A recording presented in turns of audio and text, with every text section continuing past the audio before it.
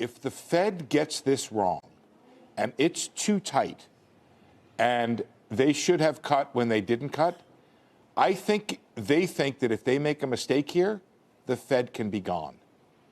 The Fed can be gone, or Powell can be gone? The Fed can be gone, or Powell can be gone. Well, what are we talking about? I don't know. The man or the institution? If you think about what happens when a person gets up at a rally and starts railing against the Federal Reserve and starts to create what could be potentially congressional pressure on the Fed, then you could imagine that they might go to there could be support for a different system. Okay, that's a bold call. I think they think that there's a lot of political downside risk to getting this wrong. Okay, I want to talk economics first, and then I want to get back to this idea. By the way, I have to do an disclaimer here. Yeah. Fred Kempe hired me 25 years ago. Okay, so Fred, you got to be nice about Steve here, but I want to talk to you, Fred, about China and this meeting with Mnuchin later this week. What's going to happen? What's not going to happen? And specifically, what do you think is really on the table? I imagine before we even get to the real trade issues, we're going to have to get through Huawei, and we've been talking about that now for months. So give me a few seconds to answer, Steve. I have a little bit more faith in the institutional structure of the Fed. I don't think it's going anywhere. I think Powell has seen four things. He's seen new domestic risks in the economy. Powell looks more at global risk, and there's been a global slowdown that's way ahead of where the U.S. is. So the U.S. has been looking good. He sees trade tensions, and that's getting to China. And the IMF has told us we could have a 0.5% off growth in 2020 if this trade stays here. And then you're seeing wage growth should be greater than it is with job tightness is. So this is what Powell is looking at. Now to the issue in China. I've been arguing for a long time here on CNBC that the market's been looking at this in the wrong way. And finally, I think people are coming around to that. We are in the first stages of the geopolitical, geoeconomic test of our lifetimes.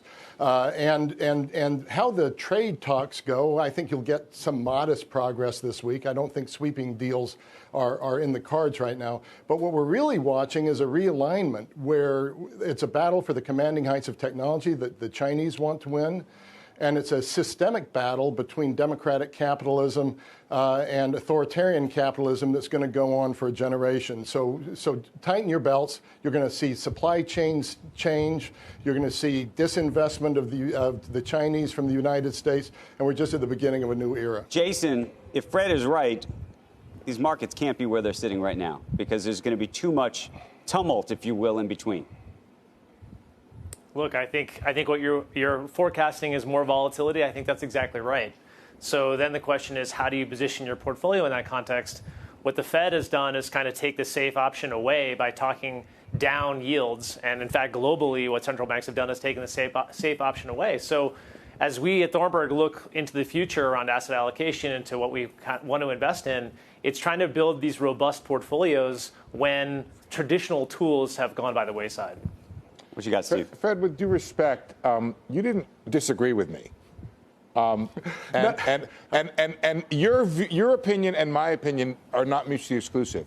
The Fed can be cutting for all of those reasons, trade and global slowdown, and it can be really worried about its self-preservation. But I think the issue that I'm grappling with your assessment is: do we really think that the U.S. that he should not? And this is Powell. Should not be cutting right now because somehow the economy is so strong? Or do you look at China, or do you look at Europe and you look around and say this is ridiculous? Do you remember what it was like to climb the hill to 2.5? I mean, we've been climbing it. We've been climbing it for a decade. There was to get back and claw back what we got in terms of normalization of policy over a 10-year period. There were stops and starts and lots of sweat and lots of blood. And now we're going to give it up. Okay, fine. I'm just saying. Are we going to give it up, though? We're giving up a quarter here. We're giving up a quarter. We're going to stop reducing the balance sheet, okay?